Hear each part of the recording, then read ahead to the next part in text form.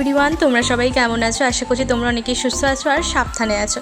তো আজকের ব্লগটা একটু লেট করে শুরু করছি। 10:30টার মতো বাজে ঘড়িতে।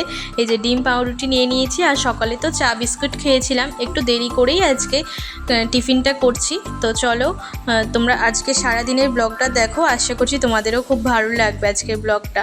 আর এদিকে বনুর জন্য বানিয়ে দিয়েছি হচ্ছে ডিম পোচ। ও গিয়েছিল টিউশন, ও বললো যে আর কিছু খাবে না, সেই জন্য ডিম পোচটাই বানিয়ে দিয়েছি।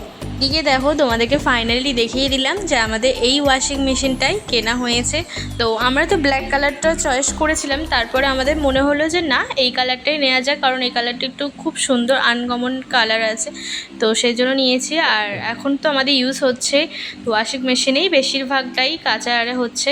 আর আমরা তো এখন ডিটারজেন্টও ইউজ করছি, আবার নর্মাল তো লিকুইডও ইউজ করছি। তো এই যে এর মধ্যে এখন তো ডিটারজেন্টের যে লিকুইড, তো সেটা দিয়ে দিয়েছে, যে এটা সার্ফ এক্সেলের। আর তারপরে এখন এমনি মা নর্মাল ডিটারজেন্ট গুঁড়ো দিয়ে দিচ্ছে। তো দিয়ে ভালো করে এরপরে তো মেশিনটা চালানো হবে, তো তার আগেই এগুলো দিয়ে দিতে হবে। আর এখানে কয়েকটা জামা কাপড় বের করে নিয়েছে, এখানে আছে বেশিরভাগটাই দাদায়ের আর পাপার। তো এইগুলো যেহেতু সামনে শীতকাল এসে গেছে, এবার তো ফুল হাতা জামারে পরবে, তো শার্টারে লাগবে পরে যাওয়ার জন্য। তো সেই জন্যই মা এখন দিয়ে দিচ্ছে কাচতে, কারণ এখন তো ভালোই বেশ আস্তে আস্তে ঠান্ডা পড়ছে, রাত্রির দিকে খুব সকালের দিকে পড়ে যায়। সেই জন্যই আলমারি থেকে মা এই সবে বার করলো তো শীতের পোশাক, তো সেইগুলোই এখন দিয়ে দিচ্ছে। চলো, এখানে হচ্ছে কি খুলে খুলে দিতে হবে। আর এখানে একজনের মাপ দেখছো, ওই মাপ অনুযায়ী কিন্তু জামা কাপড় দিতে হবে, ওর বেশি হয়ে গেলে হবে না। আর এরকম মানে দুরকম পদ্ধতিতে দেওয়া যাবে। একটা হচ্ছে 1 ঘন্টা, অনেক বেশি পরিমাণে যদি জামা কাপড় থাকে সেটা 1 ঘন্টার জন্য টাইমার সেট আপ করতে হবে। আর যদি খুব তাড়াতাড়ি আমি কাচতে দিতে চাই, সেটার জন্য এই 30 মিনিটসের মতো দিলেই হয়ে যাবে। কিন্তু একটাই প্রবলেম হচ্ছে যে 30 মিনিটস মানে হচ্ছে আমাদের ঘড়ির সময় অনুযায়ী 30 মিনিটস নয়, মানে এই ওয়াশিং মেশিনের সময় অনুযায়ী 30 মিনিটস। তো সেই জন্য এখানে মা তো করছে সব কিছুই। তো যেহেতু আমরা এখন মানে তাড়াতাড়ি দেবো, সেই জন্য কুইক 30তেই দিচ্ছি। তারপর এখানে সেটা বারে করে নিচ্ছি টাইমারে। করার পর তো দরজাটা ভালো করে চেপে দিতে হবে মেশিনে। তো এরপর এখানে একটা দেখতেই পাচ্ছ লকের একটা এসেছে, তো চিহ্নটা, ওই লকটা হলে বুঝতে হবে যে পুরো মেশিনটাই মানে লক হয়ে গেছে। তারপরে তো হয়ে যাওয়ার পর, লকটা হওয়ার পর এখানে মেশিন তো এবার নিজেই জল নেবে। আমাদেরকে বলেই দিয়েছিল, যিনি এসেছিলেন দেখিয়ে দেওয়ার জন্য, বলেছিলেন যে ট্যাপ কখনো বন্ধ করতে হবে না, যতটা জল প্রয়োজন মেশিন ততটাই নিয়ে নেবে। ব্যাস, সেই জন্য আমরা তারপর থেকে ট্যাপ বন্ধও করি না। আর এরপর ওর যতটা প্রয়োজন মেশিনে ততটাই ও জল নিয়ে ভালো করে পরিষ্কার করে দেয়। কিন্তু মেশিনের মধ্যে সমস্ত জামা কাপড় দেওয়া হয়ে গেছে, ও তো ভালোভাবেই পরিষ্কার করছে, দেখতেই পাচ্ছ তোমরা। চলো এইদিকে হোক, এখানে আর বসবো না। তো এর মাঝেও কিছু কিছু কাজ আছে, সেগুলো তোমাদেরকে দেখাবো। আর এখন দেখো ভালো করে কিন্তু সার্ফটাকে দিয়ে ভালো করে মেশিন কাচছে, তো খুব ভালো লাগছে। অনেকটাই মায়ের কিন্তু অনেকটাই হেল্পফুল হয়েছে, তার সাথে আমাদেরও। আর আমরা তো নিয়েছিলাম LG কোম্পানি তো ওয়াশিং মেশিনটা, এটা হচ্ছে 9 কেজির নিয়েছিলাম। আর এর দাম পড়েছিল ডিসকাউন্ট করে 35,500 টাকা। তো এবার দেখতেই পাচ্ছ মেশিন তো ওই যে সার্ফের যে নোংরা জলটা ওইগুলো বের করে দিচ্ছে বাইরে।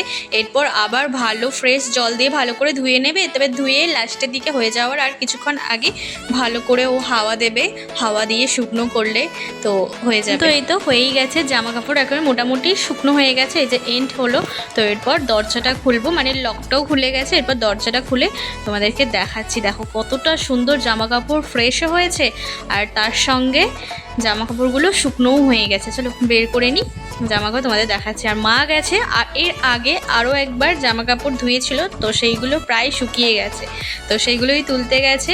আর আমরা সপ্তাহে মোটামুটি 2 দিন মেশিন চালানো হয়, এক হচ্ছে বুধবার দিন আর সানডেতে, তো রবিবার দিন, এই 2টো দিনই মেশিন চালানো হয়।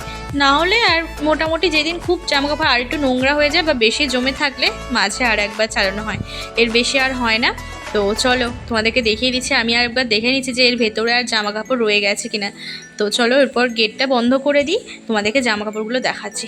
এই যে দেখো পাপার জামাগুলো কত ফ্রেশভাবে পরিষ্কার হয়েছে, দেখো তো খুব সুন্দর হয়েছে, একেবারে 90% মতো শুকনো হয়ে গেছে। আর একবার শুধু রোদে দিলেই ব্যাস শুকনো হয়ে যাবে।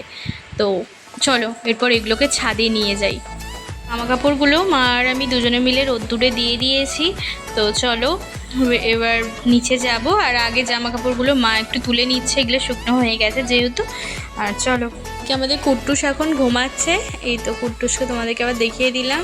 আর মুমপ্লা তো ওইদিকে আছে, আর ওকে একটু আদর করে দিচ্ছি এখন। দেখো মুখটা দেখো।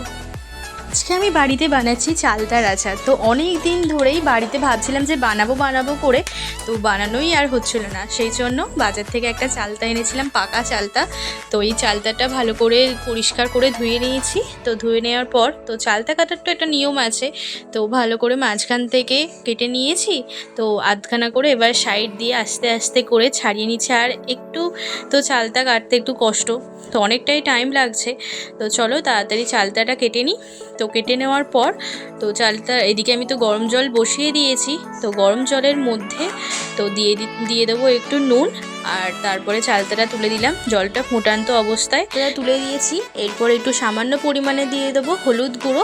তো দিয়ে ভালো করে ওই 5 থেকে 7 মিনিটের মতো করে একটু ফুটিয়ে নেবো।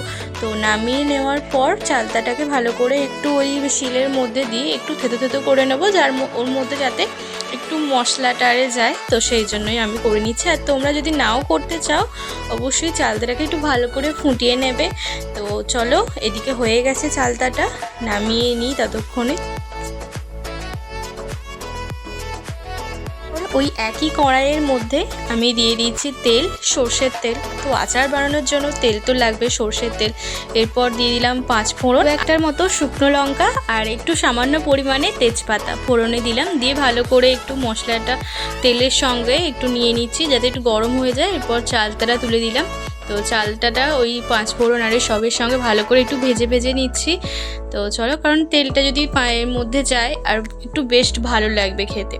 তো এরপর দিয়ে দেবো একটু ওই লাল লঙ্কার গুঁড়ো, মানে যেগুলো গুঁড়ো মশলা সেগুলো দেবো একটু।